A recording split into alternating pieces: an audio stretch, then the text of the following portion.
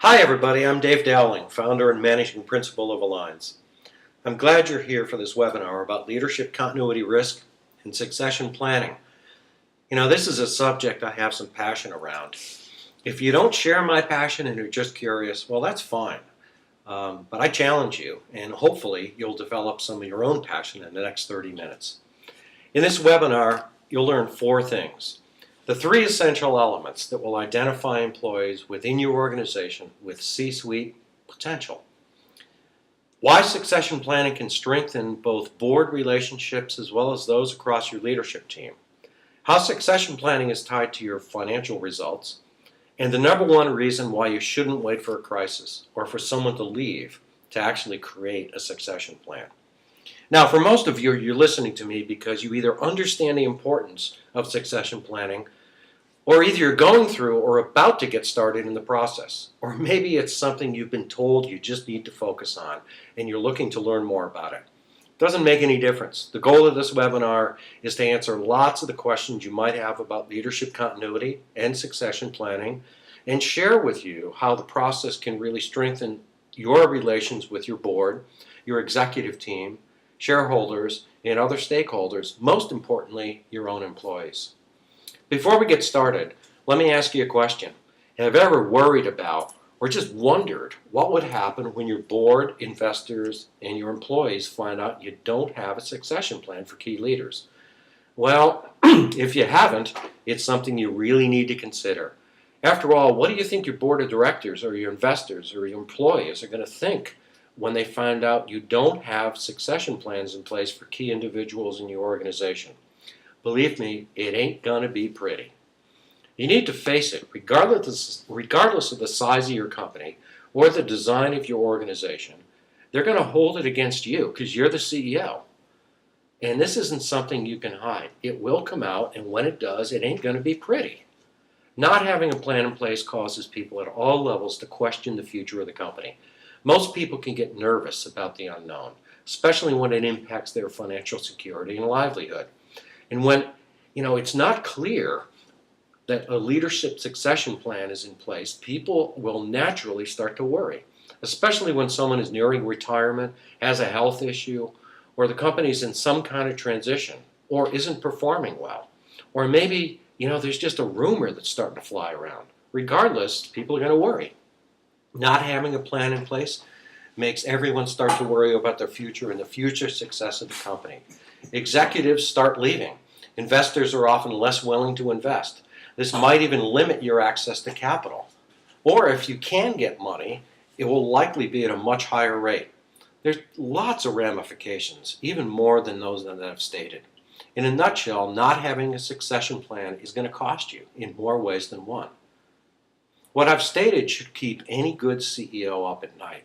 That's because the answers can have a huge impact not only on your company, but also on your career.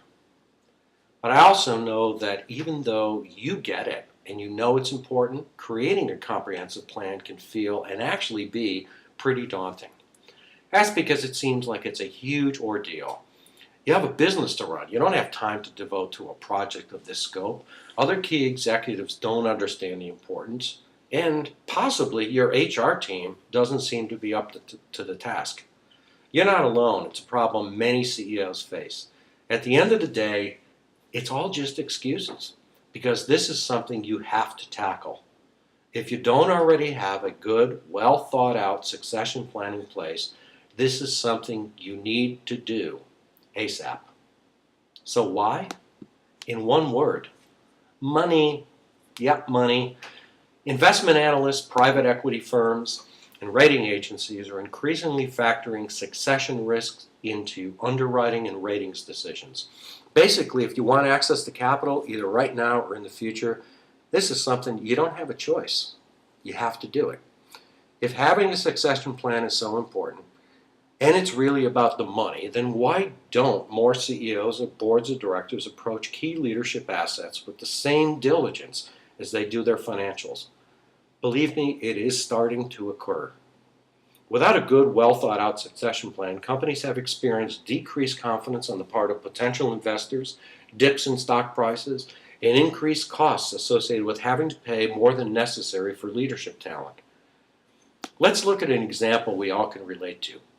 Consider what happened to Apple a few years ago. Yeah, I'm talking about Steve Jobs. Remember what happened to their stock price when it was announced that Steve was taking a leave of absence. Yet there was no clear-cut successor in place.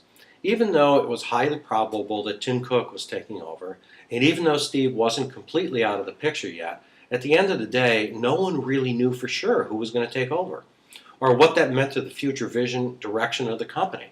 And that created a lot of uncertainty. Confidence dropped. And guess what? So did the stock price. In other words, shareholders lost money, and lots of it. But fortunately, this was short-lived. Yeah, they bounced back, but that's because they came forward with a plan that named Tim as the successor. Can you imagine what would have happened if they hadn't done anything, or it had taken longer for this communication to occur? So what's the lesson here? Real simple. Don't wait for a crisis to create a succession plan. When the crisis happens, it's too late. One of the things I'd like to stress when I talk about leadership continuity risk is about how the process can strengthen board and executive leadership relationships. While boards of directors are beginning to apply long overdue pressure on CEOs to close this gap, some are resisting, wanting to keep governance and management separate. Now, that might seem logical to some of you, but that's really a falsity. At the end of the day, public and private boards have a fiduciary responsibility to ensure business continuity.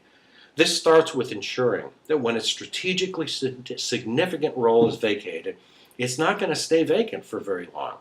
That means more than replacement planning. It means that potential successors are identified, monitored, progress is checked on a regular basis. Not all that different than how a financial audit is handled. And succession needs to be reported and updated on a regular basis to the board. The process of doing so helps instill appropriate confidence in board members who represent shareholder interests. I'm not talking about just giving presentations on leadership succession at board meetings. Rather, it should be objective, candid, constructive dialogue about strengths, weaknesses, potential fatal flaws, and development needs for each member of the organization's leadership. Why? Because it's about business continuity. So why do I recommend this? Several reasons. First, a common language for discussing and identifying the right stuff in the right talent needs to be established. This is not an HR competency speak discussion. It's got to be one about business results expected, how expectations are distributed across the leadership team, what people need to know and do to produce these results. The plainer the language to start, the more progress you'll make. And again, it's not HR speak. Secondly, as members of governance and the CEO have dialogue regarding current talent, as well as retention and development of a pipeline of successors, compensation plans become more business-linked and more likely to stand the test from regulatory bodies. Most importantly, this will serve as a platform for board members to support the development of talent beyond the CEO. They are more likely to provide in-between board meeting reactions to leaders' questions and/or help them prepare for future meetings. Additionally, the CEO will now have the ability to obtain feedback on development and/or readiness of key members of the executive leadership team. This is also seen as a core element of executive retention. After all, board members agree to take on their role because the connection they have with the nature and scope of your business.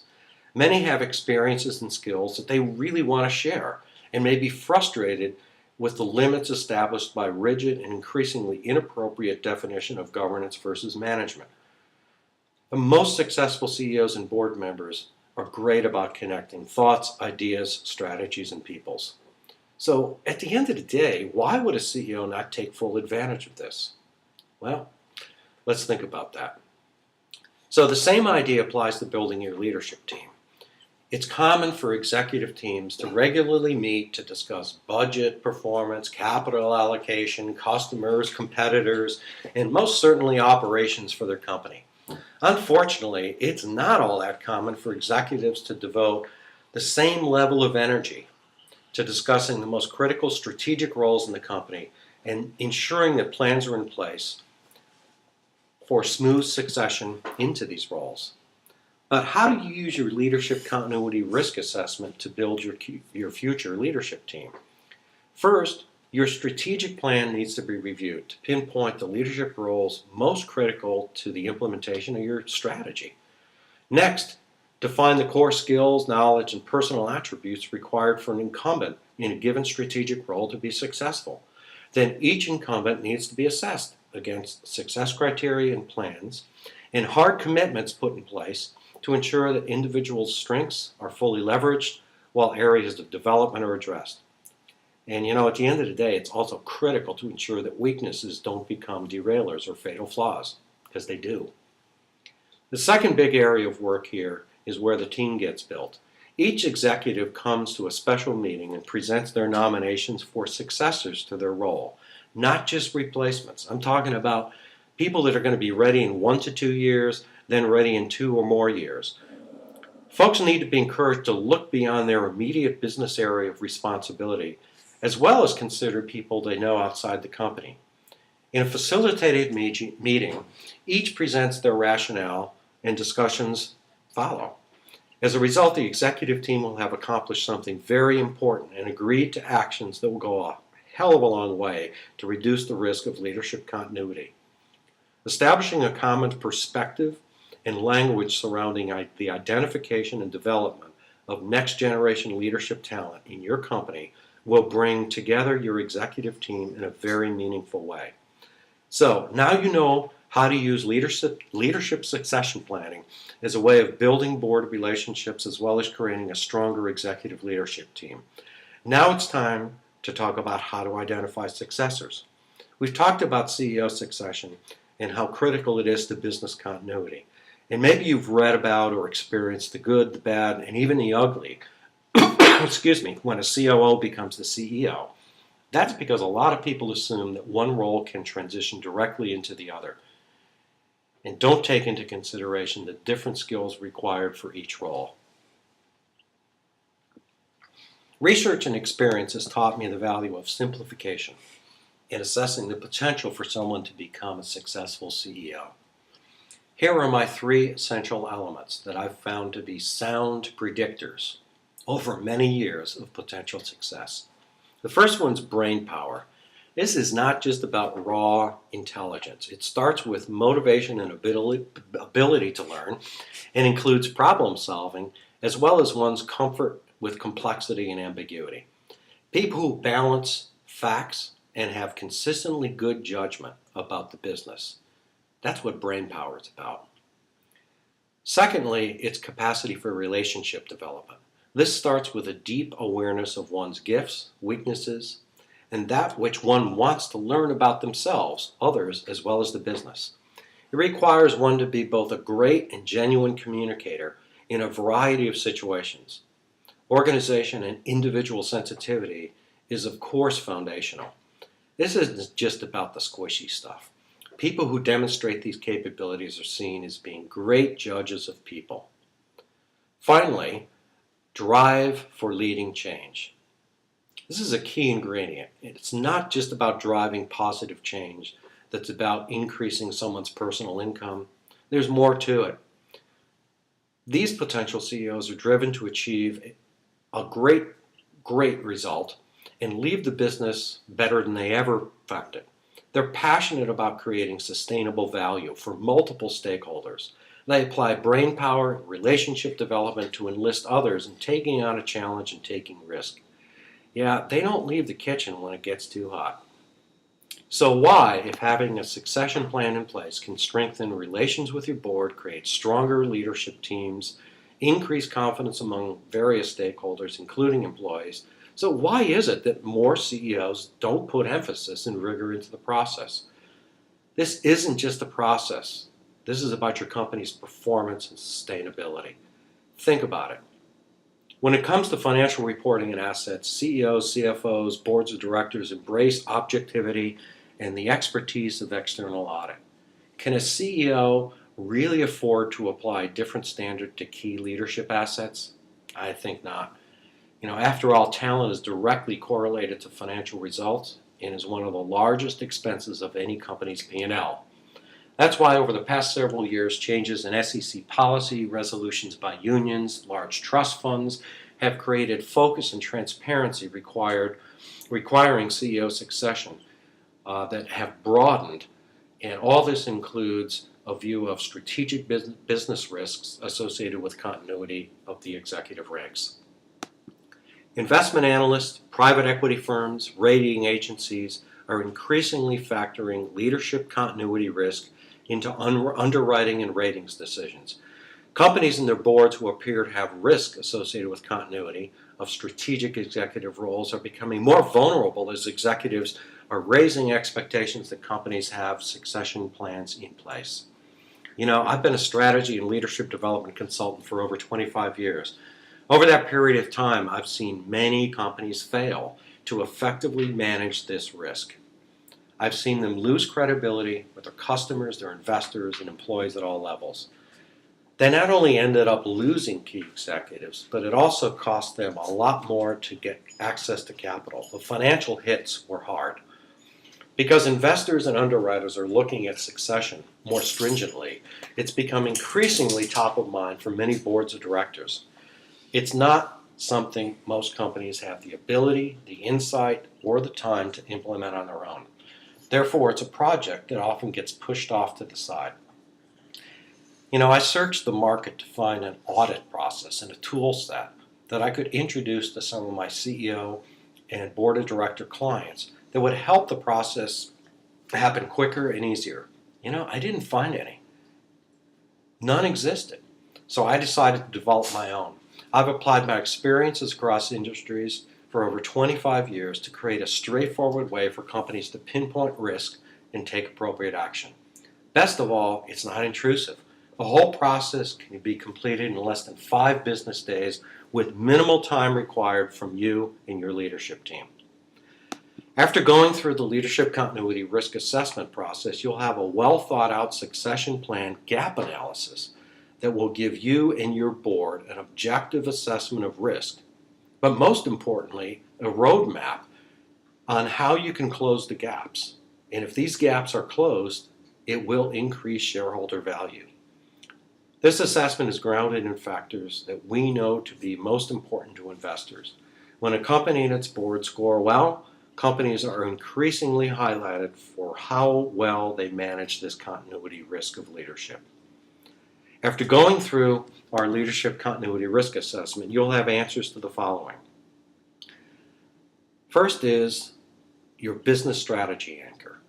Is there a strategic planning process in place that not only examines and identifies market, competitive, financial issues and opportunities, but also addresses specific leadership continuity and succession risks associated with the most strategically significant roles in your organization?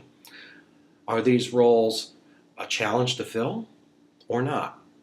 Secondly, talking about critical roles, we need to really look at, and the audit will surface those leadership roles that are most critical to your strategy. What criteria needs to be used to identify them? Thirdly, succession planning process effectiveness is key. You can get tied up in your shorts with process over process and complexity and HR speak, and what we're saying is very simple. Is there a rigorous and objective process in place that produces an accurate assessment of internal executive talent? And by an assessment of talent, we mean both from a performance as well as a potential perspective. Are there emergency replacement plans in place should something tragic happen to any of the key executives? The fourth element deals with executive retention. And in this area, we're interested in helping you understand to what extent does your company's senior leadership represent an appropriate mix of tenure, age, diversity, etc. Which incumbents are at most risk of leaving? Why? And what actions need to be put in place to manage this risk?